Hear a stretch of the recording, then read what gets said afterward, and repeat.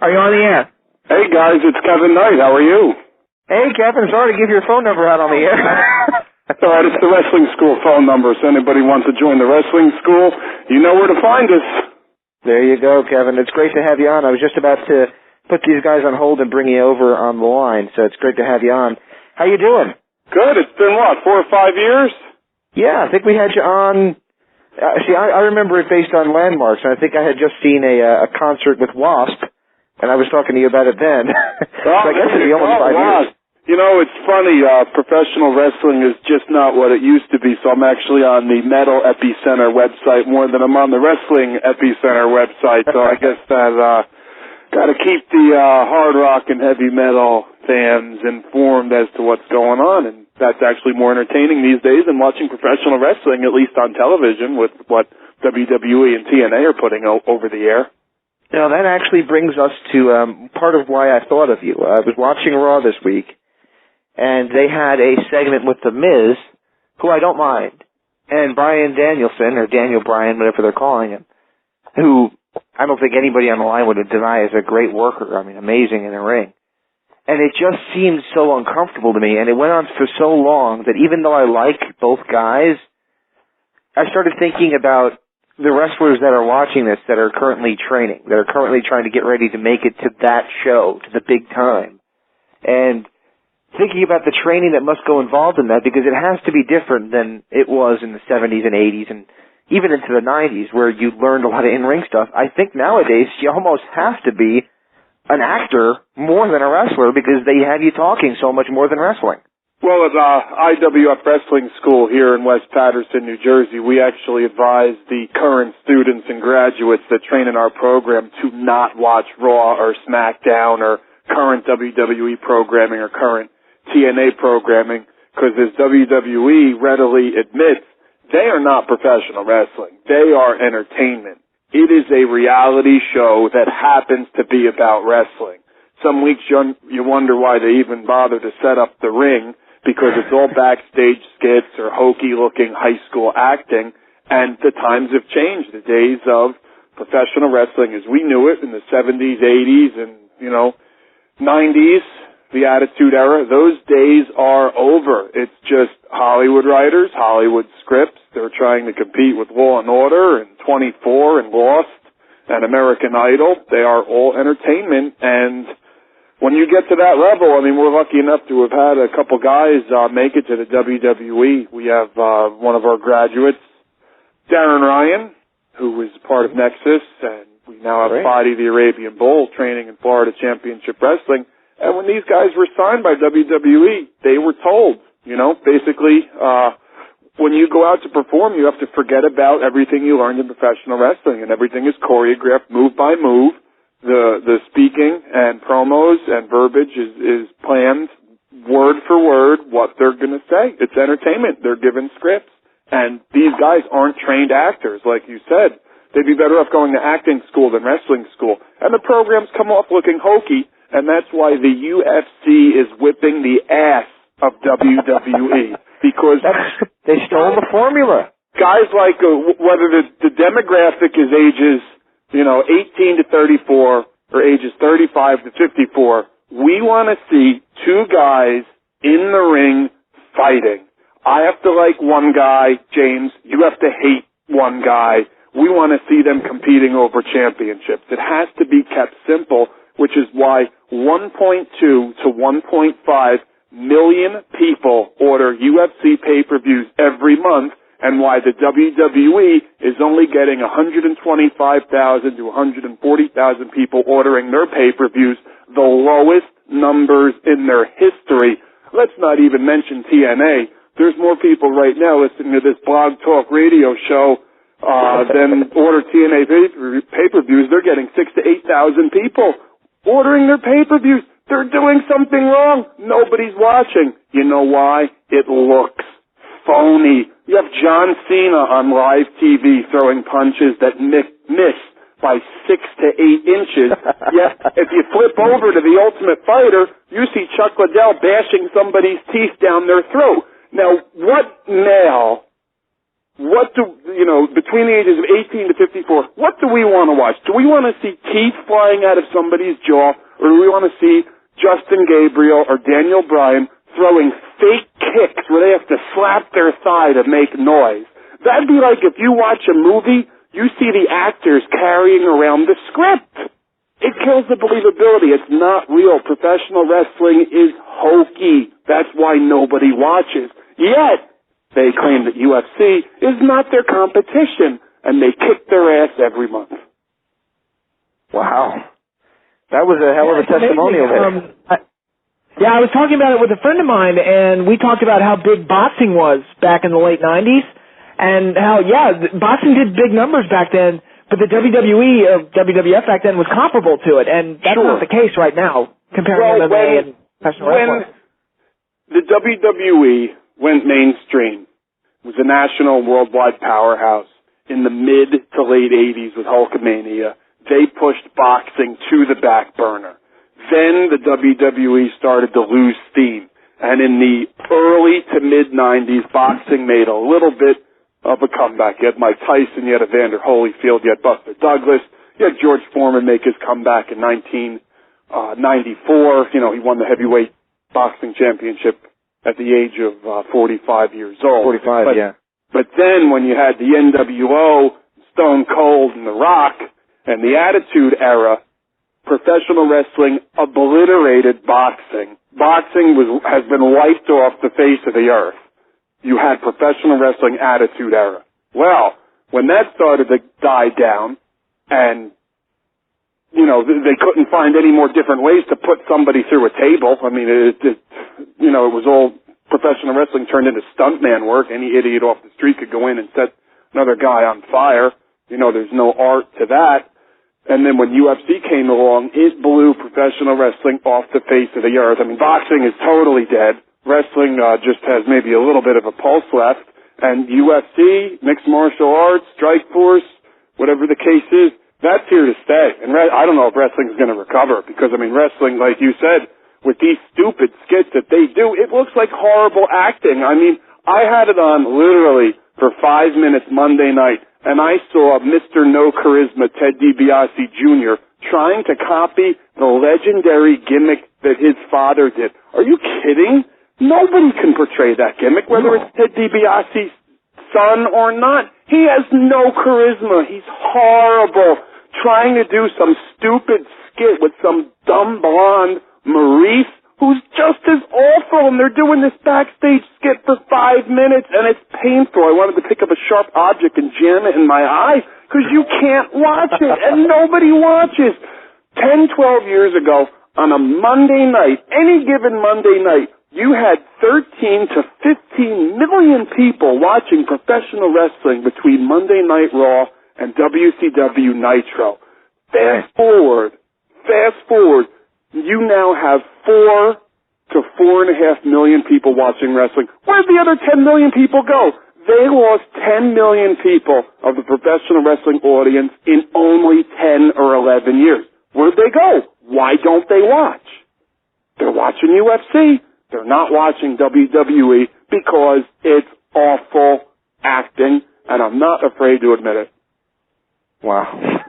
Did I say anything that you guys don't agree with? You even said at the top of the program right at 10 o'clock that it just looks like bad, horrible acting. Yeah. They're acting for time. The only thing that scares me about that is that people are watching bad, horrible acting too when they watch Glee. Oh, now that's a good point. Yeah, that's the part that confuses me because we could say that, and you're right, and I agree with you entirely. And I think that's the biggest part of the problem. But when you watch Glee, it's almost campy in that it's so bad that you're almost supposed to be in on the joke. Right. With the WWE, they try to portray that we're supposed to believe this nonsense. They have a midget leprechaun under the ring. Who's going to believe this? Are you kidding? Maybe the 8-year-old in the crowd, who's, it's only the 8-year-olds that are rooting for John Cena. nobody in their right mind would root for John Cena because everything he does looks horrendous in the ring. I mean, it looks like the kids in junior high in the lunchroom when they play fight and act like they're wrestling and beating each other up. I mean, that's how believable his kicks and punches are. And the WWE just can't understand why the adults boo him. The men don't boo John Cena because they're insecure that he looks good and maybe the adults in the crowd don't. They boo him because his offensive maneuvers look horrendous. That's why if you went to a movie, whether it was Rocky or Jean-Claude Van Damme, my God, where's he been? Anyway, Arnold Schwarzenegger, when the time comes in that movie for these guys to brawl and punch, if the punching and brawling looked awful, would anybody have rooted for Rocky? Would anybody have rooted for Vin Diesel or Jean-Claude Van Damme or Arnold Schwarzenegger? No. So when John Cena, when it's his turn to start, making that comeback in the ring and throw the punches look horrendous. That's why people boo him, and they don't understand. When Hulk Hogan was throwing punches, it looked real. When Stone Cold was throwing punches, he was laying it in. People were getting hit in the jaw. He wasn't knocking anybody's teeth out. He was doing it in a safe way. But it looked real. You believed. Nothing John Cena does looks believable. The top guy has got to be believable, and that's why nobody watches, and that's why nobody outside of the WWE brainwashed audience goes to see his movies. He's not an action hero. Are you kidding me? If he was such a big action hero, don't you think Stallone would have picked him to be in the Expendables rather than Stone Cold? Stone Cold hasn't wrestled in 7 years. He's a box office draw. Nobody's going to see these stupid Ted DiBiase Jr. in the Marine. Anything they try to do outside of wrestling bombs. Just stick with wrestling. They try to do movies, the record company, they try to, the bodybuilding, the football. They're trying to be all things to all people, and it just doesn't work. Yeah, you got to do what brought you you got to dance with who you brought to the dance, or whatever the hell the phrase is. And it seems to me like we've lost so much of what made wrestling great that it's almost to the point now that it's almost an unnoticeable, an undiscernible product to what we started watching. I've told people on this show so many times that if I didn't have a wall that stretches probably 18, 20 feet, floor to ceiling of just a wrestling DVD collection that I could go to and watch this stuff and remind myself why I bother, if I didn't have that, I probably would have given up a long time ago. Well, it's great that you bring that up because the WWE 24/7 Classics on Demand does great. All the old school DVDs that they put out, whether it's the History of the Heart Foundation, or Tag Team DVD, Ricky Steamboat, Hulk Hogan, Macho Man Savage DVD, their DVD sales do great because there still is, I don't want to say there's a clamoring for old school wrestling. I don't want to label it as old school wrestling, but it's the only way to do wrestling right. Good versus evil, two guys in the ring fighting over a championship. It should be that simple. When people go to attend a wrestling event, whether it's Raw or SmackDown or IWF show or local independent wrestling show, or if we go to a heavy metal concert, or we go to Broadway, or we go to see a comedian, we don't go there to think. We go there to be entertained. Why in God's name does the WWE have a women's championship and then a divas championship? What's the difference? I'm confused. I don't get it. Now, wait a minute. There were WWE Tag Team Champions, but then there were World Tag Team Champions. Now they're Unified Tag Team Champions. It's confusing. You can't follow what's going on. Why are there two different championships? What's the World Championship and the WWE Championship? What's the logical reason why there's two different heavyweight champions? Or what they could do logically, if they wanted to give it any sense of realism, make it, if they're going to pretend that they're two different brands and that they're not intertwined, why don't they make it the Raw Championship, the SmackDown Championship, and the two champions square off at WrestleMania in like the Super Bowl? Bingo. Why don't they hire you to be on the creative team? No, they got to hire Hollywood writers. Why? Because they have this, Vince McMahon and the people, they have this fixation to fit in with the Hollywood crowd. I mean, that's what it's all about. They want to be accepted, like, as being, like, real mainstream, like, Hollywood producers. You know, just, like, I don't understand. It's professional wrestling. We get it. It's supposed to be hokey and campy. That's why we love it. But I just don't understand what they do. Yeah, fine. Raw heavyweight champion, SmackDown heavyweight champion. Raw tag team champions, SmackDown tag team champions. Raw women's champion, SmackDown women's champion. I get it. It's easy to follow. You could explain it to an 8-year-old or an 80-year-old. You need a schematic, an etch-a-sketch, and a scorecard to figure out what's going on with these shows. Not to mention TNA, where, 3 weeks ago, or 3 months ago, Abyss was coming out wearing yellow and red. Wait a minute, now he's a heel again? I don't understand. 2 weeks ago, Kennedy's a heel. 3 weeks later, he's a babyface. Well, you can't follow what's going on. And then this group that Ric Flair has, what's the name of his group? Fortune. Right, yeah. and they hold up 4 fingers.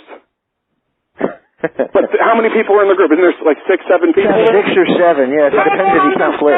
Don't they understand that this comes off looking idiotic? Well, that's my problem with it. It's like, we're going to call it the Four Horsemen, but if you go straight back to the actual promo that Flair cut where he was, bring it back to Four Horsemen, but we're not going to call it the Four Horsemen. We're going to call it Fortune. And he talked to 4 different guys, but the same guys that he talked to all ultimately became the guys he brought in the group. But in that promo, he told them they were all pieces of shit compared to the original Horsemen. So I didn't quite get it. He's right, but he still shouldn't say that because he's just burying his own guys that he's out there bringing out. But you know what? Professional wrestling, the wheels have come off. It's just, it really is just, totally embarrassing, which is why, the guys and girls that we have here at the wrestling school that are busting their ass. I mean, I practically, every session here at the wrestling school tell them, don't watch Raw, don't watch SmackDown, don't watch TNA. You're going to be brain dead if you watch that stuff too long. And even the WWE and the trainers that they have at Florida Championship Wrestling, they have top-notch trainers. Unfortunately, their mandate is to train the guys the way that they want them for the style that they do on Raw and SmackDown, which is 2-minute matches, memorize every move in the exact order that takes place, learn how to memorize scripts. And, they basically told Darren Young and Fadi the Arabian Bull, who came from the IWF Wrestling School, when you now go to the WWE, it's a job. This is what you say. This is how you say it. This is where you look. There's no feel anymore to professional wrestling. The guys that stand out now, which are the old school guys that are absolutely fantastic, whether it's Randy Orton, Edge, Chris Jericho, Undertaker, Triple H, Shawn Michaels, who's retired, even Batista, you could see that they were out there. It looked real. It felt real. They had a vibe to their character. They fed off the audience. They had that it factor that you just can't teach, and that's what you need to do for the character to be successful. You can't go out there and have every word scripted in what's supposed to be an athletic competition between 2 guys in the ring. I mean, it's just, they're trying to script something that needs to be spontaneous in order for it to come off looking believable to the audience. And that's why now, when the WWE tries to recruit wrestlers for Florida Championship Wrestling, instead of, continuing to going to wrestling schools to try to find talent, they're going to the NFL combines and scouting talent. This guy, who's trying to make the NFL, who's, 6'9", 300-pound linebacker that gets cut and doesn't make it to an NFL squad, hey, let's turn him into a professional wrestler because he's a big guy. Or they'll sign female fitness models out of the catalog just because they're good. It's ridiculous. These women don't have a love for professional wrestling. Neither do these guys that they're taking from the Indianapolis when they do the football combine in Indianapolis every April. These people don't have a love for professional wrestling. This isn't something that you can't teach to any individual that does not have a lifelong passion of first being a fan, then being a student, wrestling on, different independent shows every weekend, every month, every week, every year. You have to have a love for this. You can't just, teach somebody how to do this. I mean, prime example, look at Great Khali. Well, he's a big, tall guy. Let's make him a professional wrestler. Doesn't work that way. I mean, did the Yankees pick people out of the stands to go and play first base? Well, he looks like a first baseman. Let's put him out on the field. Doesn't work that way. Could you imagine if any real sport or any real job? Work. Hey, if it was that easy, yeah, we all. I mean, I'd get out there and miss a few fly balls just to get a paycheck. You know what? Hey, there you go. Well, actually, then you'd be on the Mets. See, then the other thing too, you guys brought up Ric Flair. There was no bigger Ric Flair fan than me. I mean, for Christ's sakes, when I was in high school, I used to wear my Ric Flair T-shirt to the school when he was the NWA champion, Four Horsemen, back in the day. Ric Flair has and Hulk Hogan too. Let's throw him in this too. They have completely ruined their legacies and embarrassed themselves. I mean, Ric Flair. You really think that? Oh my God! I mean, it's a disaster. Can I be honest? I felt that way about Flair for almost a decade. Sure. It's a joke. I mean, what happened to the Nature Boy? The slick back hair, the limousines, the women, the Rolex watch, the clothes. I mean, like 2 months ago, he was out there wrestling Jay Lethal, and he was stripped down to he was wearing like a G-string in the ring in some no disqualification match. It's sad. The fans during that match turned their back to the ring. That's not what you want the audience to be doing while the show's taking place. It's a joke. I don't understand why he's out there. He's completely ruined his legacy. I mean, now people remember him as being a senile lunatic. And that character that he built up for 30 plus years has been flushed down the toilet. And, it was always like Hulk Hogan was the greatest good guy of all time, and Ric Flair was the greatest villain of all time. And these two had such aura to their legacies, and they've both ruined it. And it's almost like Undertaker and Shawn Michaels have taken their place as the two top guys. You know what I mean? I mean, do you think when Undertaker is 62 or Shawn Michaels when he's 62 is going to come back and do what Hogan or Ric Flair are doing now? I hope not. I'm not entirely sure that when Undertaker's 62, he won't be having matches with Kane. Well, yeah, they are headed in that direction, aren't they? Well, this is only the 12th year they've been feuding. But another name I'd like to throw into that. Who else have they developed for Undertaker to wrestle? Nobody. They have nobody. That's why Batista left. If you read the interview, he did an interview with a mixed martial arts magazine or online website about a week or 2 weeks after he legitimately quit the WWE and left. He couldn't take it anymore. He said it in the interview. Wrestling now is not what he grew up watching or why he got into the business. For the love of wrestling, the way it was presented, good versus evil. I mean, he basically ripped the way professional wrestling is presented now. But then the same for Batista and Shawn Michaels. Who else is left for them to wrestle? Who else is there for The Undertaker to wrestle besides Kane? There's nobody. I mean, I don't think people are going to be clamoring for the Undertaker against, Justin Gabriel feud. Who would want to see that? So they have to keep rehashing the same old storyline, so they have him and Kane going at it again. Hey, another person who I feel is destroying his legacy, and it pains me to say it because I love him to death, and he was my favorite wrestler of all time, but Bret Hart, it kills me to see him on Raw every week. You mean when he appears on Monday Night Raw wearing black, high-top basketball sneakers that were maybe cool in 1988, with jean shorts that were maybe cool in 1998, and a ratty Batman T-shirt and straggly hair that looks like he is a homeless person? You mean that affects your view of his legacy? Gee, it's hard to understand why.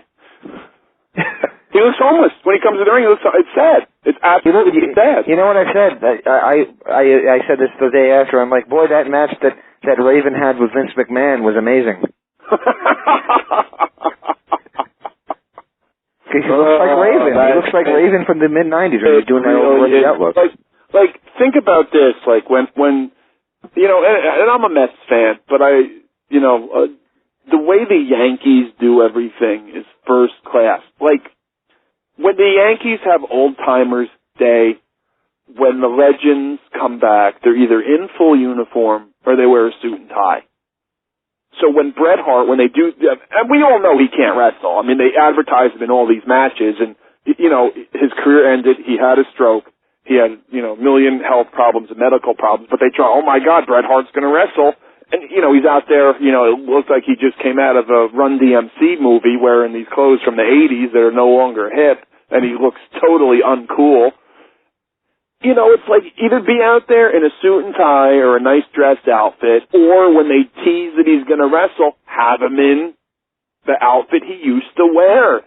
The guys have to look good. And the question is, though, if he did wear that and the singlet it's going to be looser because he's not, doesn't have the muscular that he used to have, or it's going to, the other way around, or that would be not going to fit the other way, you know what I mean? Or just don't keep advertising him to wrestle because it's, he can't take contact. Whenever anybody attacks him, it's either a punch to the gut or a thumb to the eye because he can't take any, they can't risk him being hurt, but it's just sad. I mean, I don't really think it's his fault as much as it is he's a big name, so they need to keep him viable on the program as an attraction for people to tune in because they were using him actively every week on Raw because The Undertaker was out hurt, Batista had quit, Shawn Michaels retired, Triple H is still hurt, so they needed somebody with a name to keep putting out there, on the program to get people to watch. Here's the strange thing, and this is kind of my next step question, is the bleak description you gave of the future of wrestling was kind of, it was bleak. Talking about how MMA has, UFC and all the other companies within MMA have kind of just taken the formula of what made wrestling cool and run with it. Now, wrestling obviously is always going to be fixed, predetermined, sure, whatever the word is. It's always going to be and always has been. And, there's companies in Japan that try to mix the two, but it never really works. But some, over the course of time, some boxing matches have been fixed, and I'm sure some UFC and mixed martial arts matches have been fixed too. But with the UFC and mixed martial arts, we can't really tell what's fixed and what isn't, who is paid to take a dive to make somebody else look good. But you know what? That's what professional wrestling should be. The audience and the fans watching shouldn't really be sure if it's real or if it's fake. Or wait a minute, did he really hit that guy? Did these two really hate each other? Never once in the past 3, 4, 5, 6 years of watching professional wrestling have I ever thought that because it all looks so hokey. So do you think there's any chance, though, that with the rabbit being out of the house, once you're not a virgin anymore, you can't become a virgin again? Is there any way to put the rabbit back in the hat? No, because now the guys that are 18, between the ages of 18 to 25, that are in good shape and physically fit, aren't joining wrestling schools anymore. They're going to the local gym that offers mixed martial arts classes, or there's, very few of them, but they're popping up more and more throughout the country, mixed martial arts training schools. That's where guys that used to be going to professional wrestling schools, that age group, when they finish with high school, they go to college, that work out, lift weights, in shape, maybe did a little boxing, maybe played a little high school or college football. Instead of going into professional wrestling, they're going into MMA. And I can't blame them. So you're getting less choice talent joining wrestling schools. They're going to MMA. Because why wouldn't they? It's the cool thing to do. Look around. What's everybody wearing? Tap Out and Affliction t-shirts. You can't find anybody on the street, down the shore, at a bar, at a club, at the mall, wearing a wrestling t-shirt. It's Brock Lesnar shirts, Bobby Lashley shirts, Affliction shirts, Tap Out shirts. You know why? The shirts look cool. Just like 10, 12, 15 years ago, you couldn't go 25 feet out of your house without seeing an NWO or an Austin 360 shirt. Yeah. People wore the shirts that had no idea what professional wrestling was about because it was the cool thing to wear, which is why now UFC, Tap Out, Affliction t-shirts are the cool things to wear. The shirts look awesome. People wear them for a night out on the town or going to a club because the shirts look really awesome.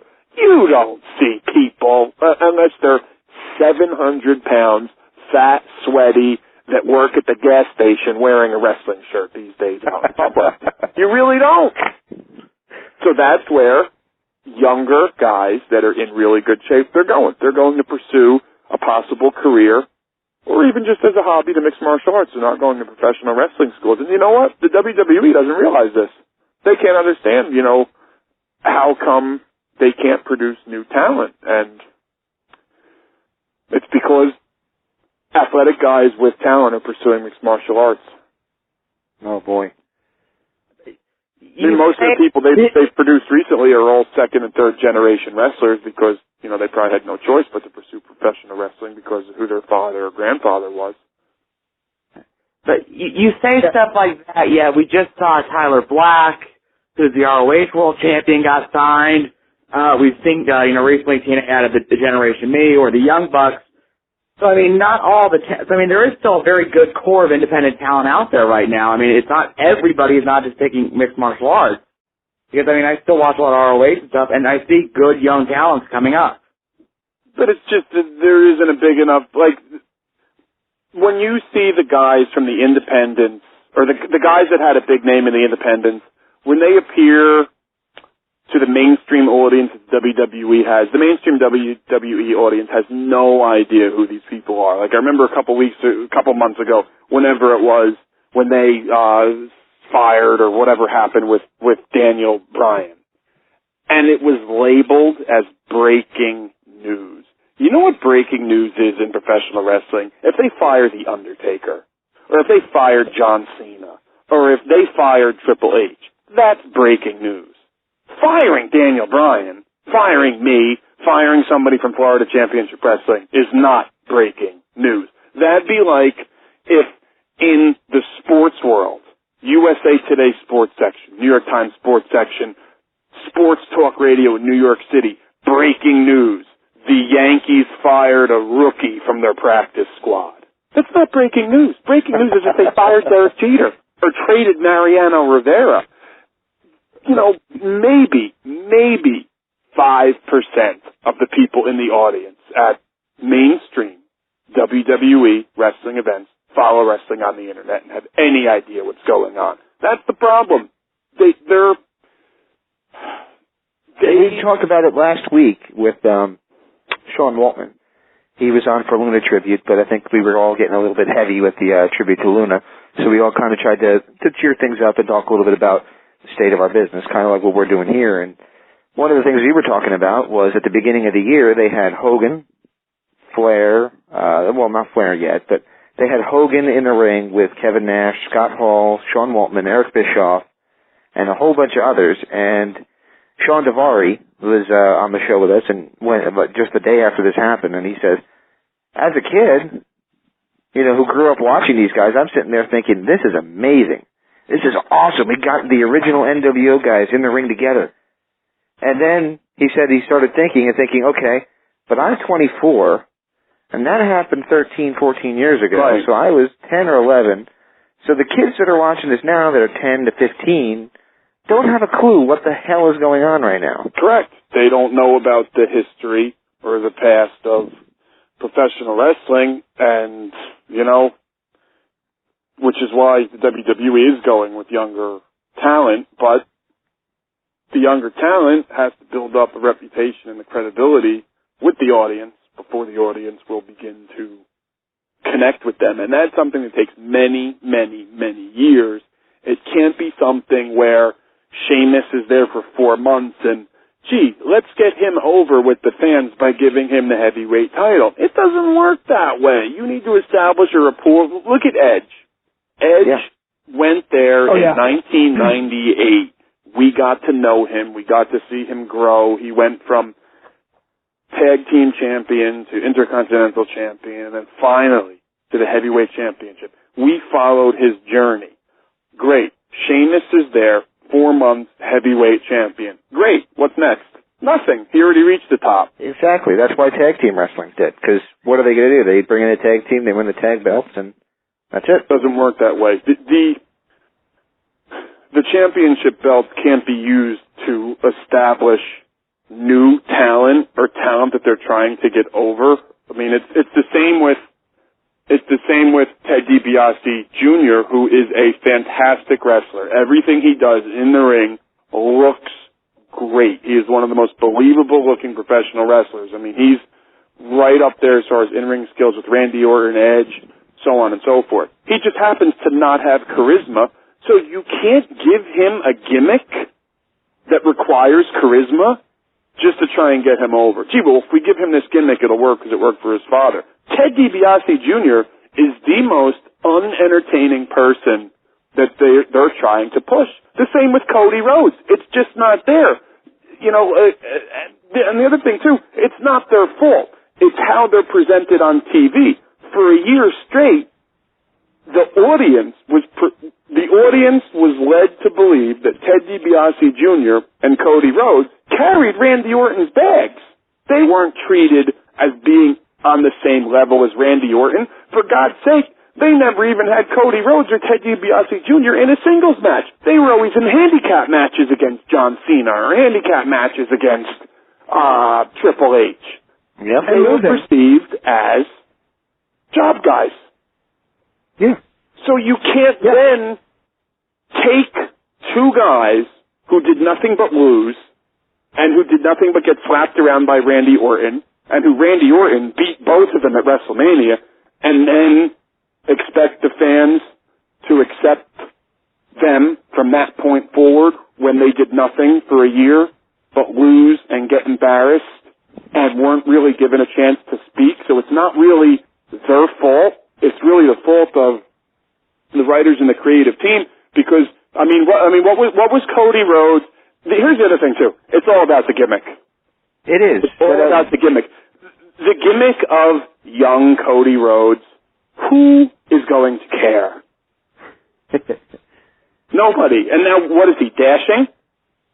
Great. He's dashing, and he'll tell you 100 times. Marge, gather up the kids. We're going to the wrestling show this Saturday to see dashing Cody Rhodes wrestle on the card. It's not his fault. It's how they're presented. They're presented like crap.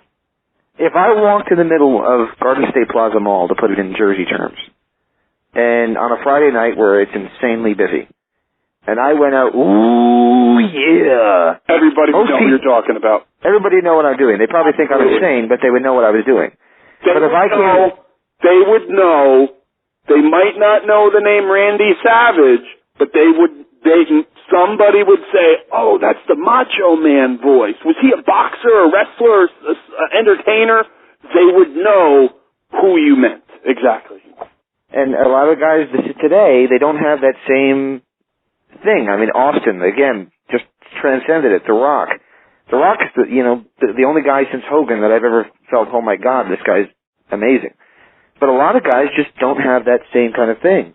And you can't teach charisma. You can't teach somebody how to perform. If you go back and you grab an old videotape or a DVD of when Steve Austin was in Global Wrestling, I think it was they were World Class Global, and you see his first or second or third matches, or when he was 6 months in, feuding with his trainer, gentleman Chris Adams.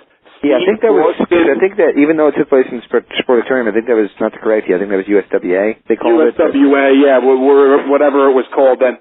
Steve Austin had it from day one. He had that performing ability that you just can't teach. Even with the Hollywood Blondes, he had that little taunt. That little taunt where he rolled the camera. Yeah.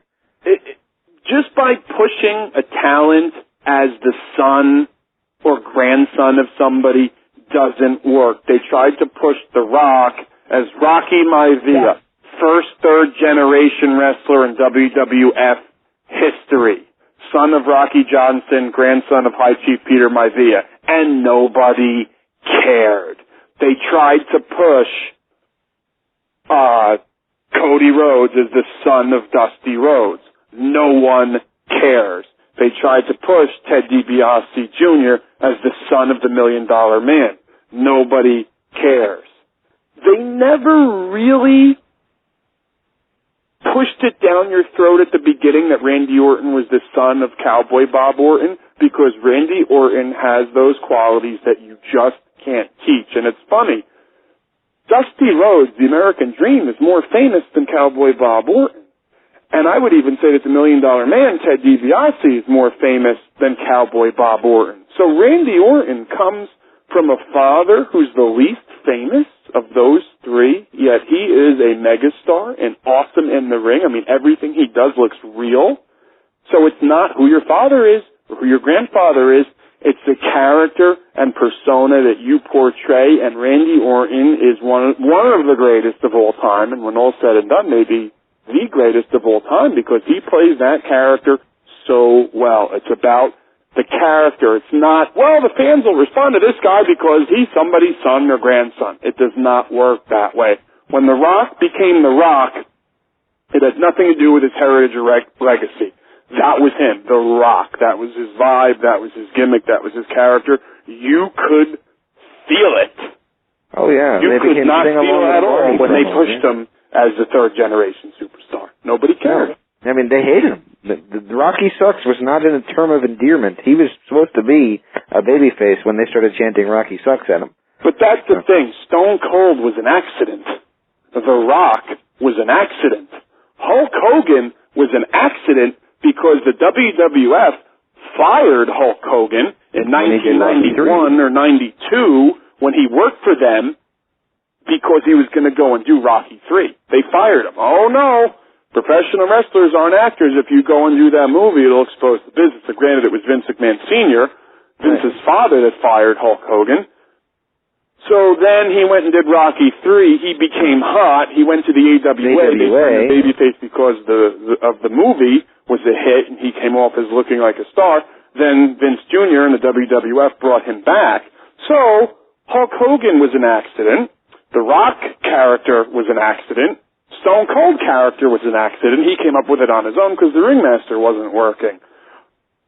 John Cena, even though his offense sucks in the ring, the gimmick is good. The gimmick is believable. That's him. The character works. He makes a lot of money, and he sells millions of dollars of merchandise to the kids in the crowd. That's great. God bless him. It works for him. His character was an accident because they tried to push him as God knows what, and then Stephanie McMahon heard him freestyle rapping on a tour bus one day when they were overseas and said, you know what, maybe you should do that on the air. His character was an accident, which is why you have to let these guys go out and be themselves and improvise. You can't have some 25-year-old preppy nerd who used to write jokes and scripts for 2.5 Men in Hollywood come in and try to write a script for Kofi Kingston. How could he relate to Kofi Kingston's background and ethnicity? And put words I don't really, I have nothing against 2.5 Men, but it has nothing to do with wrestling. Exactly. You know? Now, what if they had Michael P.S. Hayes go and write a script for Lost?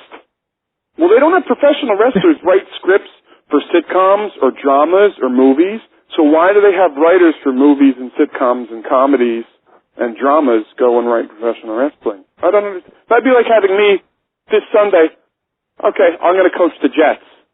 What? I don't understand. Last question I have for you, then I'll let these guys take over. Sure. Yeah, because then I have to go and check out metalepicenter.com to find out what's going on with Iron Maiden. I got to get that site going again. That's kind of my wife and I labor of love, that one, and we've kind of let it lapse to try to get the wrestling site going again. Hey, it's great. You know what? It's far more entertaining than professional wrestling these days. Yep. Cool. So I guess this is kind of a depressing question, but when you're training these guys and you're telling them don't watch WWE, don't watch TNA, and I assume ROH is probably much the same, when you tell these guys basically not to watch what is considered wrestling around us, despite what they might argue they're not, what are you hoping that they reach for the sky to obtain if they're not to watch the only ones that are kind of the ones that are going to make you a star? Well, at the independent level of professional wrestling, you can't present it like it's presented on TV or you'd have no fans. When you watch WWE on TV or TNA, it's about who pulled up in the limousine, which diva is fighting with the other diva because one stole the other's panties out of their bag in the locker room, so let's have a match. When was the last time you went to Yankee Stadium to show up for a game and you didn't know who the Yankees are playing? How in God's name, on Monday Night Raw, on a live TV show, one guy comes out at the beginning and speaks for 15 minutes, and then another guy comes out and interrupts them and makes a challenge, and that's the main event for that night? Shouldn't these don't you think a title match would be planned in advance? Like, if we're to believe that professional wrestling is real, which is what the goal is we're trying to convince the audience that what's going on out there is real. You don't show up to Yankee Stadium. Gee, I wonder who the Yankees are playing tonight. You know who they're playing. You know who's pitching. And they put the starting lineups on the board as the fans are walking into the stadium. Now look at professional wrestling. When on Raw, do they advertise what's coming up that night? It's as the show is going on. It's completely unrealistic. You need to list the card. If you did that in professional wrestling, yeah, we're going to have a wrestling show tonight, but we don't know who's wrestling and we don't know who's on the card. Who's going to go? Yeah, it's funny. They do all these segments that make up the card as the show goes. They're really not that interesting to watch. The process of matchmaking is not exactly entertaining. Correct. It's not. It should be. When was the last time you put on a UFC pay-per-view and they just made up the card as they went along? They have the Ultimate Fighter show that builds up young trainees, and they have one veteran mixed martial arts fighter coach one group of rookies. And then you have another one coach the other set of rookies. The rookies fight each week. They announce the week before who's going to fight the next week. Then after the 3 months, the two head coaches from each UFC team, the veterans, will fight on that upcoming pay-per-view. UFC, there's a build-up, there's a reason, there's tension built up for 2-3 months on this program to get you emotionally involved, to want to order that pay-per-view to see the fight. When you put on Raw, sometimes you don't know what the main event is until 9:45, 10 o'clock. And the wrestlers just go out and make up the matches themselves. I mean, are the New York Jets football team this Sunday just going to drive to a random stadium at 4 o'clock? Let's go to Oakland, and today we'll challenge the Raiders, and then in 10 minutes, after the Raiders accept our challenge, we're going to get dressed and put our shoulder pads on. And No. What happens is, Kevin, that football teams show up, and they wait for John Lovitz to come to midfield and tell him who's going to play who. Right, yeah, that's another thing, too. Yeah, is John Lovitz going to take Rex Ryan's? You know what? This week, the New York Jets football team is going to have a guest host coach their team. Wrestling is so not believable, and everything they do insults the intelligence of the viewer, which is why 10 million professional wrestling fans from 10 years ago are no longer watching. Where did they go? They went somewhere. They're still alive. They're watching UFC. They're not watching wrestling. But people in the wrestling world claim that UFC is not competition. You know what? I watch more UFC now than professional wrestling, and I used to be a professional wrestling fan, and I don't watch professional wrestling the way it's presented today on TV. I'm watching the UFC. They lost me. They lost a lot of people, in that age 18 to 54-year-old demographic, and that's a demographic that goes out and spends money, and that's a demographic that advertisers want. Look at the name brand sponsors on the UFC canvas during their fights. They got Budweiser, if I'm not mistaken. There you go. What name brand sponsors are on the WWE mat? None. They argue, by the way, this is the strangest thing, and this is true. A lot of the cruiserweights that were in WCW, back when WCW used to have the match that had the emblems on them and things like that, like the big Nitro symbol in the middle of the ring. The cruiserweights used to say, well, when I jump off the top rope, that emblem makes me trip. Then don't What's jump it made of? Oh. It did look like a big, shiny, vinyl sticker, which isn't a good idea because when there's sweat on the mat, that vinyl decal might get slippery. The UFC, it looks like they're silk screened on. So they're, they need to do. Yeah. That probably should be what they do. They do it right. That's why the UFC's been around, since 1993, and WCW has been out of business for the past 9 years. There you go. Yep.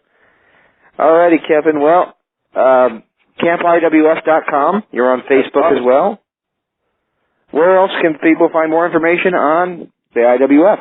You can go to our Facebook or MySpace or Twitter or all that social page nonsense. Just type in Wrestling IWF, and we will come up. You can check us out on YouTube as well, and follow us, and come and watch one of our live events. See professional wrestling presented the way it should be. Good against evil. Guys fighting over championships. Hey, there's a novel idea. Maybe they should try that on Raw or SmackDown someday.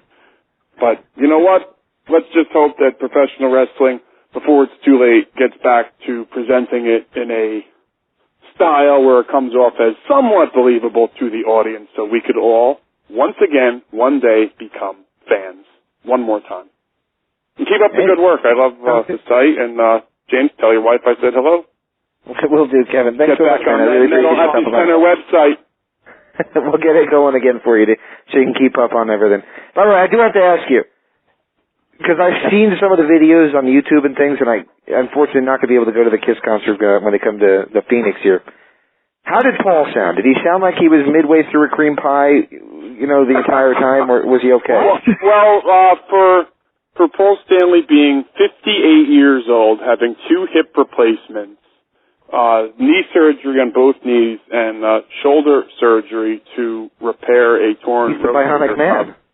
Yes, I mean, to me, he sounded pretty good. I mean, a KISS concert or any activity these days is more entertaining than watching professional wrestling. And when I went to see I went to see 3 KISS shows within 6 days in 3 different states. When I went to the show, I knew who was performing. I didn't have to wait for Guns N' Roses didn't come out and say, you know what? Maybe we'll perform tonight, or maybe we'll have a battle of the bands with Judas Priest. You knew who was going to perform at what time. Now look at the way professional wrestling is presented. You don't know what's going on. Man, it's just exactly. I mean, that's exactly what it is, and that's why I'm happy to post your guys' press releases, and the people who show up to your events, they know who's wrestling who and why they're wrestling, and for what title, if it is a title match, is on the line. Awesome. James, I appreciate it. Keep up the good work with the show, and hopefully I'll be back on again sooner than later. Whenever you want, man. Anytime. Thanks, guys. Thanks, take care. Thank you. Bye. And that was Kevin Knight of IWF Wrestling. Yes, you want Kevin Nash on this show, don't you? I can probably get Kevin Nash on the show at some point. It'd be pretty interesting. After Sean Waltman. He would be a great one, because I do think, I think he's got a great mind. And like I said last week, I think he's one of the smartest men in wrestling. So I would love to kind of pick his brain. I would as well. And Kevin Knight, by the way, that was kind of an impromptu thing because one of our other guests canceled, and I'm really glad that Kevin stopped by because that was an excellent interview. I enjoyed that. Yeah. Oh, man, it was a rant fest. It was great. Speaking of ranting, I believe Nick wanted to go on a rant. So that was advertised for this week's show. He's been advertising that on his. I don't know if he posted it on Facebook for sure. Yeah, I don't know if I posted it on Twitter. Yeah, but no, I do have a bit of a rant. However, I don't know how I'm going to top Kevin Knight. It was like we had Yosemite Sam on. Yeah. Oh boy. Anyway, ladies and gentlemen, get ready as I now return. Take you back to about a year ago when I was the heel Don West of the WrestlingUpCenter.com. And ladies and gentlemen, this rant is not aimed at TNA. It's not aimed at WWE. It's not aimed at ROH. It's not aimed at anyone in the so-called wrestling business. Oh, no. This rant is aimed right at all of you, the so-called wrestling fans. Now, I don't mean all of you, and I don't mean everyone, but I mean those fans that have become the 5-fucking-second generation. You want the whole story told in one night fans. The people that you want the whole explanation written out, pillar to post before. And here's what I'm talking about. The best example and most recent example is this past Sunday at TNA's No Surrender event, where they had Jeff Hardy and Kurt Angle wrestle to a draw. Now, ladies and gentlemen, it was an amazing match. Right, after an absolutely amazing match, after arguably the best match Jeff Hardy's ever had in TNA, and probably the best match Kurt Angle's had in a couple months. Anyway, ladies and gentlemen, After this match, they went to a draw. And lo and behold, it took all of 5 seconds for everyone to start bitching and assuming they knew exactly what TNA had planned. And you know what, ladies and gentlemen? Boo fucking who. A show that has a continuing storyline is supposed to depend on a hook bringing you in next month didn't tell you the whole story in one night. Now let me ask you something. If you're watching, let's say, Mad Men, and the lead character gets shot with in the last 5 seconds of the show, do you go insane and demand to know who shot it? Hell, Dallas drew out an entire storyline who shot JR the entire summer, and then 4 episodes into its next year. And it's one of the biggest storylines in the history of television people remember. Now, I'm not saying that you can go a whole year and not explain what's going on, but for the love of God, can we give a show 1 fucking episode to explain what's going on before we go, oh my God, what the fuck's TNA doing? They don't know anything. Oh my God, why didn't they just explain what's going to happen next? I don't know, maybe because they were hoping you would tune into Impact. And now here's what I'll say about the finish. I didn't see No Surrender, so I'm not going to comment on the show per se, but the ending to Hardy and Angle didn't bother me at all. When I first heard it, because I was following the results, I was like, ooh, that's interesting, because first thought that popped into my head was that winner of Pope and Anderson wins the title, which I read the taping results. Turns out they didn't do that, and they didn't do it at the show, obviously, which if I were booking, that's the direction I would have gone in. But as far as Hardy and Angle going to a draw, it really didn't bother me that much, especially now that it kind of perfectly set up this 3-way that they're going to be doing at Bound for Glory. It's going to be Hardy, Angle, and Anderson. And, yeah, I didn't really have a problem with it. I have other storyline problems with TNA, but that's not one of them. Right. I mean, and I'm not saying, look, I think a perfect example of a story going on too long or not giving us the cookie is the Sting Kevin Nash story, where Kevin Nash is now going, look, I now know what Sting knows, and I'll tell you what, he's right. You know what? That's why I'm siding with Sting. It's like, okay, Kevin, you know, Sting knows. How about you enlighten the rest of us? That I can agree with. But I'm just saying, this is like I said, as we all know, wrestling is a show that relies on going to that next episode and what happens next. There has to be at least some open door to go through. And let's face it, Bound for Glory is realistically the big season finale, if we're going to use in TV terms. That's when the final revelation comes out. Who shot who slept with who's the baby daddy, stuff like that. This was the episode. Right, this is the episode that sets up. That's the one. They told us when they are going to be revealed. What Vince has been talking about. They're going to be at Bound for Glory, and that's we know that. Right. And that's a reason to tune into the show and buy the pay-per-view and watch it and say, okay, we've heard about they for so long. For better or worse, no matter how you feel on the storyline, you now know they are going to be told, we're going to find out who they are come Bound for Glory. And you know what Tenay said at the end of the show, and I thought it set it up perfectly. He went, ladies and gentlemen, Mr. Anderson has advanced to the finals of the TNA title tournament, but due to the draw between Jeff Hardy and Kurt Angle, who's he going to face? We'll see you in 2 weeks on Impact. Now, here's 2 things about that. I got 2 things to say, and I'm going to probably pop off. I got a call in from a guest who's going to be joining us next week. He's going to do a little tribute to J.C. Bailey, actually. He's an independent worker from West Virginia. I'm also working on another guest for next week, but he's a guy who's wrestling under the name of Jesse the Jackhammer, as well as Thunder. And he's a good worker, a good guy, and he's been in contact. He's been wanting to come on for a couple of weeks, but I've been kind of putting him off just because of lack of time to do anything with him, and that came true tonight, too. So next week we're going to make sure to have him on as well as another guest. But 2 things about what you just said. First of all, TNA is very smart to not even try to compete with this Thursday night's football game, because they're going to get killed. And I know some people will say, yeah, but the international market doesn't get the NFL, but realistically, no matter what anybody will tell you, the market that they're looking at, ratings-wise, is the U.S. market. I think it was Spike's decision. Was it Spike's decision? I'm pretty sure it was. Well, it's a pretty good one, because not only that, not only is it the first week of the NFL, but it's also the best game of the playoffs from last year, a rematch. So, I mean, it's going to be season period. Best game of the season, yeah. I mean, it was the best game of last season, exactly. My wife even said to me, and I had the same slip of the tongue with Pat, wasn't that the Super Bowl? And I'm like, no, it wasn't, but it was the game that was better than the Super Bowl. Yeah, so plus that's the Brett Favre guy. What's that again? This is, the streak gets snapped next week because the Saints are going to put him in the ground. No, they're not. We'll see what happens tomorrow night. I mean, I'm really looking forward to it. Yeah, he still has a messed up ankle from last season. He's probably going to get hit once. Yeah, well, he got shot blocked illegally, and nobody called it because they all wanted to see the emotional story of the Saints winning and the overcoming of a Super Bowl and all that bullshit. I watched the Vikings play the Giants last year, and some of the penalties that got called on us for quote-unquote roughing the passer when they barely touched him. So, no, I feel no pity for Brett Favre getting hit. I'm sorry. With all the pussy calls that he got away with. I'll tell you what, though. Going back to it, though. Kennedy, and I know they've already taped everything, and if I was writing this stuff, here's what I would have done.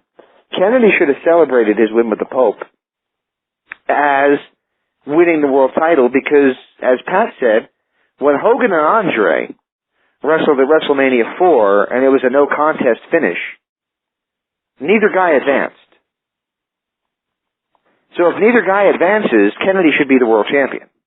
Oh, well, so Anderson could play off of that, saying, you know, he should be world champion, all that, which kind of, if he ever does heel on us again, and it's probably inevitable that he's going to heel on us again, he'd have some kind of a legitimate reason, a reason to detest, to despise authority and things like that, which could also help him in the popularity department, even as a heel, because the worst thing about Jesse Ventura when he was a heel announcer was occasionally he said something about a guy I liked that was actually true. So you just hated him because he said something that pissed you off, even though it was true. You couldn't refute it, but it was true. Didn't make you like the guy less, but it made you hate Jesse.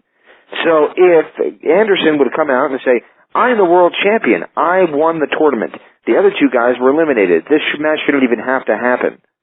You know what? He's going to get booed by people, especially if he's doing the heel character at the time. And, on top of that, he'd be right, so people would hate him more. Because nobody hates anybody more than when they know that they're wrong and the other guy's right.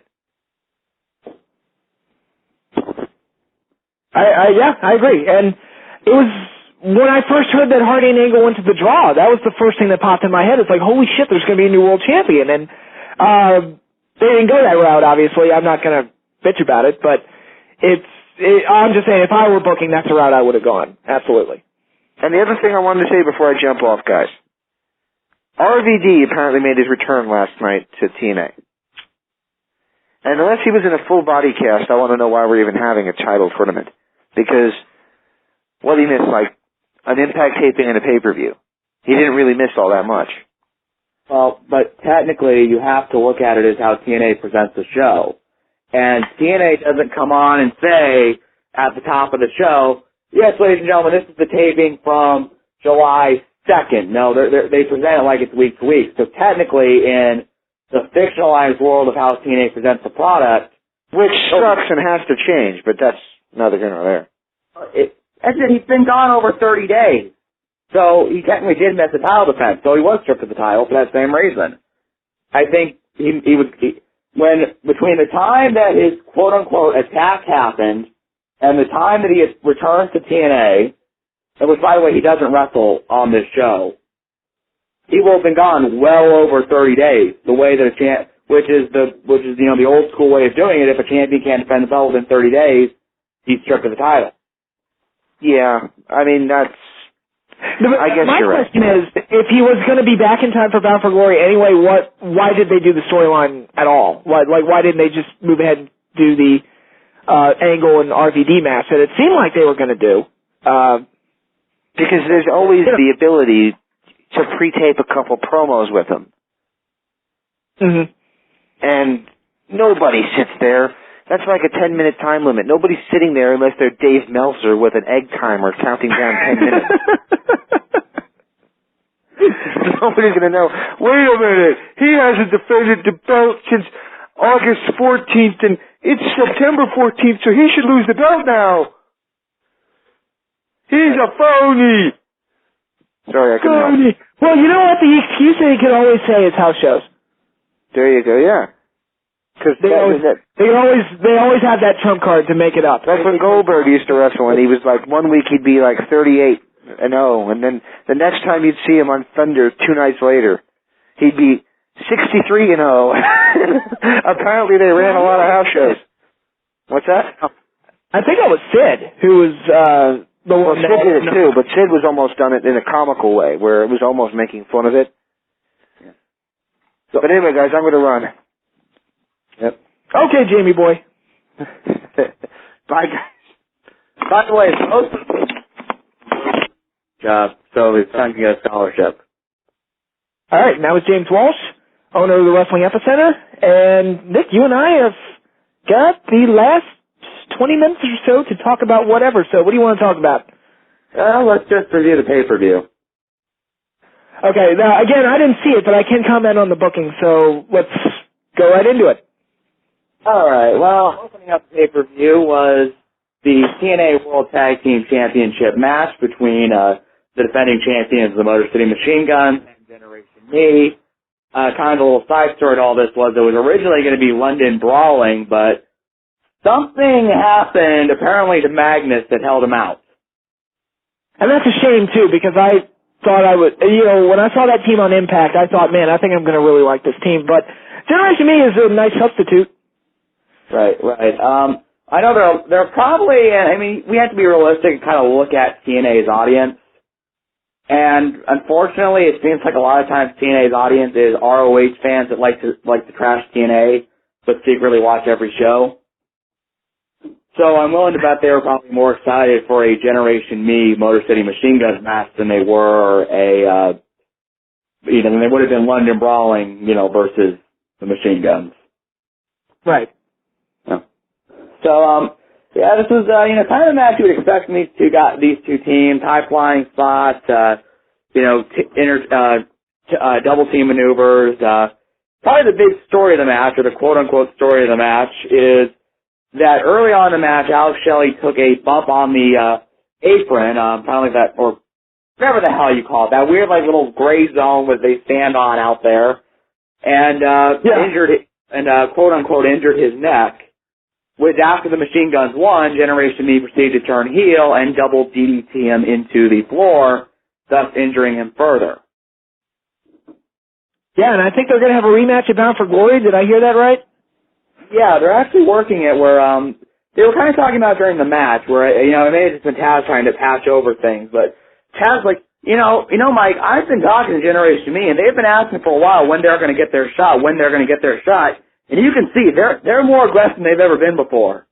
And then even after the match, it's like, I said I wanted to see that aggression come out of them, but man, I didn't want it like this.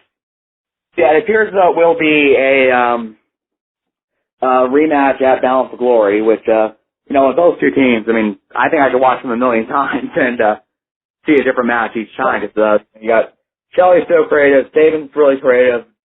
Generation Me seems like they can probably pull out a double twisting Starline Press Super Supreme, which that's a move I just completely made up, and they'd actually be able to execute it perfectly.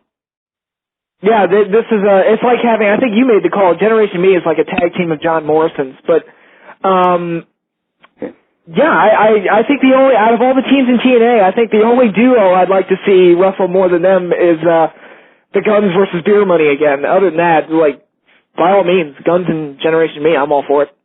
Right. Now, from what I understand, TNA has it penciled down that at some point they'll do another Beer Money Motor City Machine Guns feud, but they're also being realistic and they realize, okay, we've had 5 matches with these guys, we got to move on, or else even this great stuff will get a little stale. Right. Right. Then up next was the match for the X Division Championship. It was Taboo versus Doug Williams. And this wasn't a great match. It was kind of just an okay match. I would almost describe it as the popcorn match tonight, where it's like, wow, we saw all this amazing flip stuff in the opening match. Now we need a chance to catch our breath. Kind of similar to the story, Doug Williams seems to work a lot, where Taboo went for a big, risky move. He missed, and that allowed Williams to get the win. He did a little cheating, using chairs and the belt. Yeah, I'm happy that Douglas Williams went over, but at the tapings they did something that I'm not entirely happy with, but I won't spoil it for anybody. But I'm happy that, I know we're going to get into it with a little bit. For this show, I can honestly say that most of the right people went over. Yep. Up next was the street fight between, or a false anywhere match between Rhino and Abyss. And I'll give Rhino credit. He started this match out with a slingshot dive over the top rope. I did not think a guy that big could do that. I've seen him do it before. Rhino's a good worker. He is a very energetic guy, and I think there's a role for somebody like him. When I hear people complain about the EV 2.0 stable, myself included, I don't think he's part of my complaint. In fact, Stevie Richards even looks pretty good to me. I don't think he should be getting wins over Abyss, but I think he has something left to offer physically, and Rhino does too. I just don't like the idea of them reliving ECW again, but yeah, he's a really good worker. Right. Up next was the tag team match, Joe and Jeff Jarrett versus Sting and Kevin Nash. Basically, the quote-unquote story of the match is that Jarrett used Sting's bat at one point, and the story they're trying to do here is that right now Nash and Sting are acting like heels, but they think they're justified. And now you're starting to wonder, okay, is Jarrett on the up and up here? You know what? I would find that interesting if I actually cared about the storyline, but as we said earlier, I mean, they've just stretched this out so long, and it got to a point where I'm not even convinced that they know where the storylines are going. So at least in this case, and Joe got the win, thank God, but I feel like this is kind of weighing him down more than anything else, and he's just Joe's presence is kind of the saving grace of it rather than making it actually good.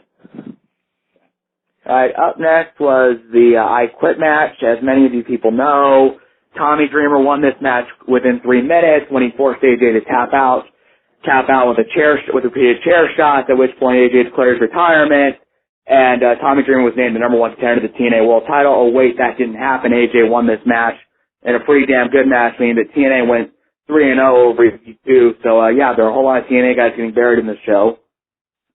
Yeah, I was worried about this one, especially when the title wasn't on the line. I was like, oh, crap. Tommy's going to win, isn't he? And he didn't. It was something I was really worried about. I was worried about the EV 2.0 guys going over everybody, and that did not happen at all. AJ won, thank God. They should be winning over guys like this. And I hope they win. I know they're doing the Lethal Lockdown match at Bound for Glory. I hope they win it. I would think they would have to win at Bound for Glory because most of them are only staying up until that point, aren't they? Yeah, I think really the only one that might stick around, the only ones that might really stick around would be Dreamer, Rhino, and Richards. Okay. And that's it. Most of them are gone already. Yeah. Yeah, and here's the thing. We're kind of saying EV2. I've actually heard EV2 might change into EV TNA, where they might include where like Brian Kendrick's going to get involved, and I'm thinking they might put Jay Lethal in it. We'll see. Yeah. I liked this match. I thought it was a good match because I mean, Dreamer, there's one thing Tommy Dreamer can do. It's a hardcore match, and AJ can pretty much do no wrong. Yeah. Except for his choice in tattoos, that's a different story. He's sweet. He's doing it for his kids. I know, but I don't know. To me, guys, there's like certain places guys shouldn't get tattoos.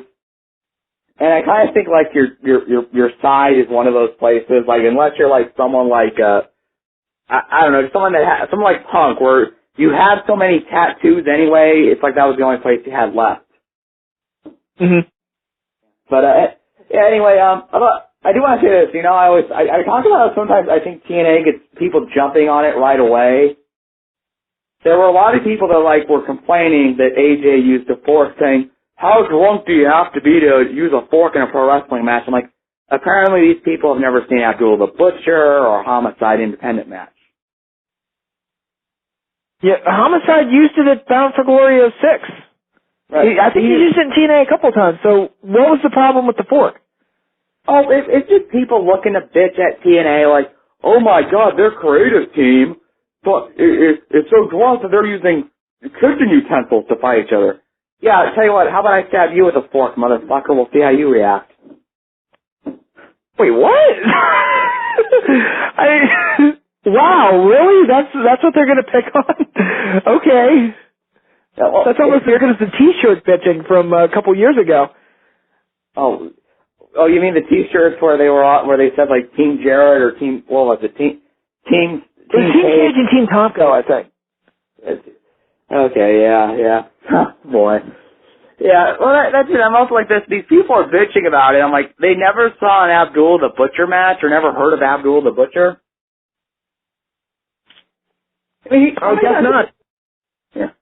Yeah, so AJ wins that match, and up next, we already spoke about, which was Jeff Hardy versus Kurt Angle. I liked how they laid this match out. I know it kind of was a double-edged sword because to do it the way they did it, it had to be the semi-main event. But it's also like, oh shit, how the hell are Pope and Anderson going to follow this up? That is, of course, Kurt Angle versus Jeff Hardy. I'll go on the record and say this was probably Jeff Hardy's best match ever in TNA by far. Well, it was certainly better. Well, I didn't see it, but it had to have been better than a lot of his stuff from his first run from 04-05. But I'm hearing nothing but rave reviews for this match. I'm hearing it's one of the best matches of the year. The only thing that keeps people from saying that it is the best match of the year is the fact that there was no finish. But, you know, what can you do? I mean, here's the thing, and we talked about this once to our friend Eric Clancy. Well, Eric was like, well, match of the year has to be Punk Hardy because of the storyline. And I was like, well, that storyline of the year, I mean, to me, match of the year contains what happened from bell to bell. You know, I was even saying, you know, like, I think I prefer a date. I would say, you know, I just watched the match earlier that day, which was a Dragon Gate USA match between Shingo and Davey Richards, which, in terms of a quote-unquote match that I would just put on to enjoy with no storyline, that was the better match. But, I mean, Punk Hardy last year was the best storyline of the whole year in wrestling. So, I mean, we get into that weird debate. What, when wrestling happens so often, you know, what exactly constitutes a good worker or a good match?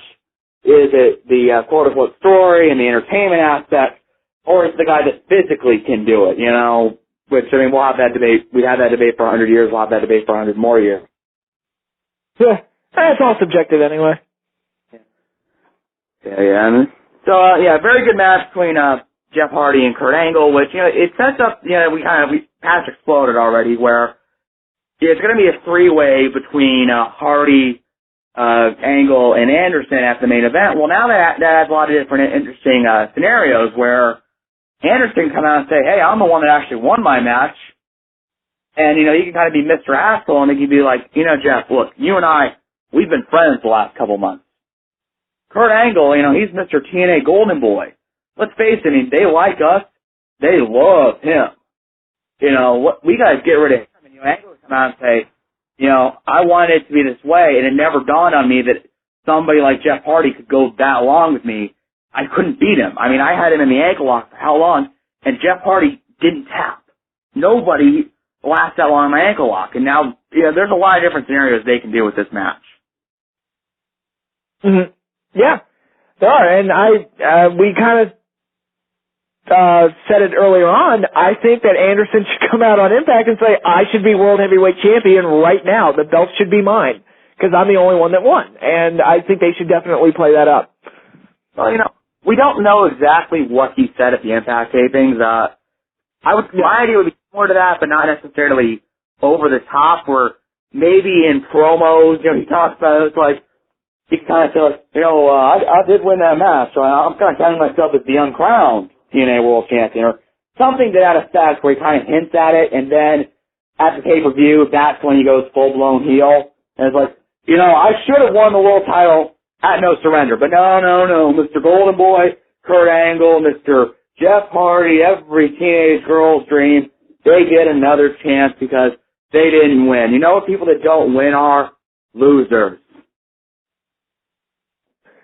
I could see him saying that, too. Oh, that's particularly, I am in fact Mr. Anderson, ladies and gentlemen. I just changed my voice. Very good. Alright, so then the main event was actually Mr. Anderson versus the Pope, D'Angelo Dinero. This match was good, but the problem is you have to follow up Hardy and Angle.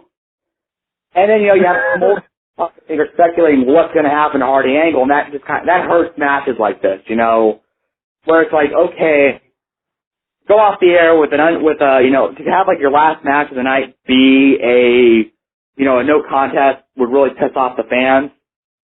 But on the other hand, it's like, that's the problem with quote unquote trying to send the fans home happy, because so they sent, Hardy and, not Hardy, but Anderson and Pope out there with a crowd that was probably just like, whew, God, what a great match that was between Angle and Hardy. Man, that was great. Oh, hey, the Pope's in the ring. Yeah. So that was... Yeah, I don't really... Anderson won. That's cool. I like the Pope, too, but this was one of those matches where it could have gone either way, and I think it would have been fine. I don't really have anything to say other than that. Well, that was No Surrender, ladies and gentlemen.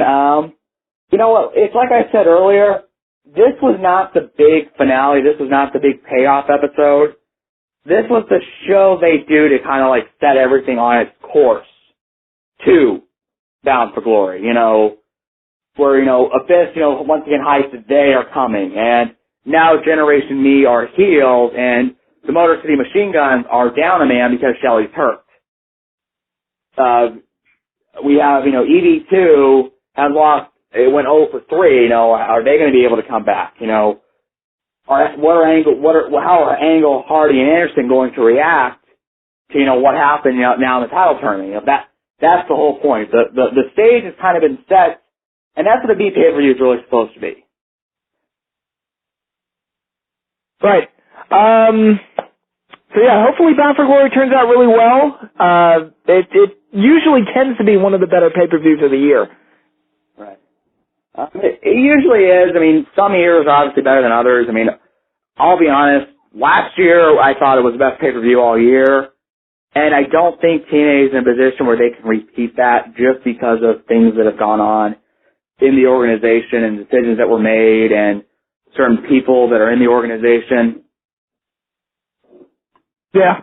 Speaking of which, I'm reading the spoilers right now. Do you want a spoiler? I don't want to. No, the spoiler. Okay. You'll find out when it happens. But, yeah. Yeah, Bound for Glory. Parts of it, I'm looking at what might be the final card. Parts of it look pretty good.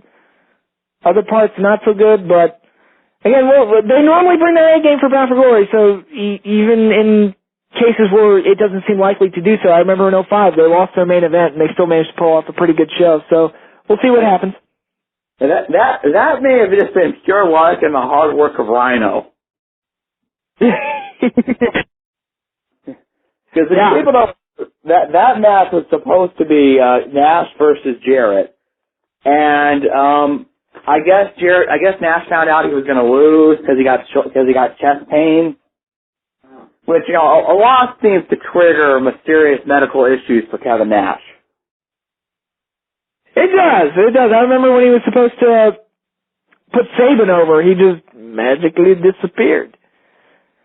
Well, he claimed... And heard what was probably the best storyline in the company at that point. Yeah.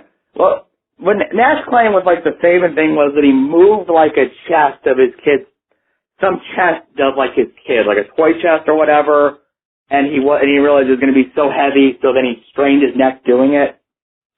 So apparently Kevin Nash's kid plays with walks and dumbbells.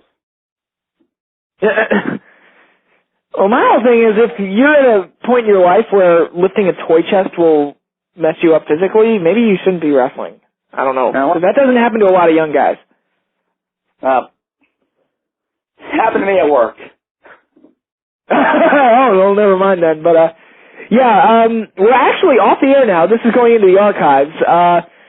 For those of you who are listening to this special material, check out the Ring of Honor pay-per-view. I am going to be ordering that this Saturday just because I just want to see for myself what the big deal is. I know Roderick Strong's in the main event, and he's almost assuredly going to win the title, which is just irritating to me, but I think the attraction of having Haas and Benjamin work with Castagnol and Hero is enough. That alone is worth the $15 in my mind. So I'll be checking the show out. I encourage others to do so. Pay for it. Don't stream it or anything like that, and enjoy it. Or I hope you enjoy it. I hope I enjoy it. But we shall see. Anything you want to say before we go, Nick? Well, you know what? I'm going to take a little stance here. I've decided that my little mission in life is I'm going to tell people, don't stream pay-per-views, because here's the thing. When you do that, you're taking money out of the wrestler's pocket. Now, think about it. When the buy rate for Night of Champions doesn't do very well, Vince McMahon's not going to say, oh, gee, man, that didn't go well. I guess, I'll forego my new Ferrari.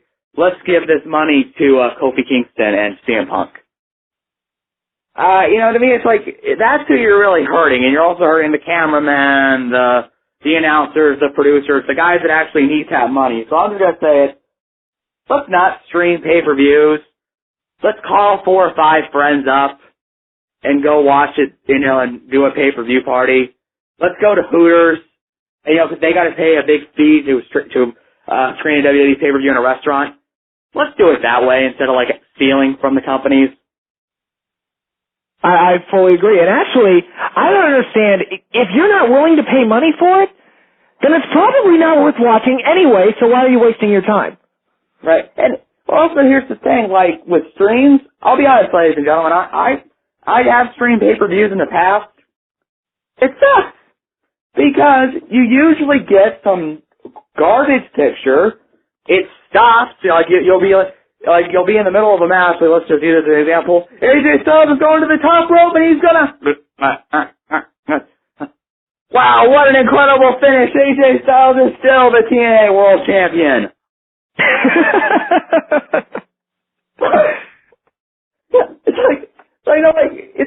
It's garbage stream. You know what you gotta deal with? You gotta deal with little shitheads that then will try to charge you $5 to watch their illegal stream, and they'll put $1 million ads on top of it, they're advertising their shit little forums, saying, come to, WrestlingViewer.com, pay $5 for the HD stream. If I don't want to pay $34.95 or $39.99 to watch this on my nice new big HD screen, the only thing I want to pay $5 to watch this on my little computer screen?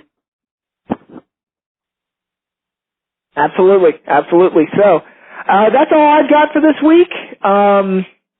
We did a lot of ranting. I'm happy with that. That's a lot of fun, very therapeutic. So is there anything you want to say before we go head on out of here, Nikki? Yeah. Kevin Knight is crazy. But we love him because he's crazy.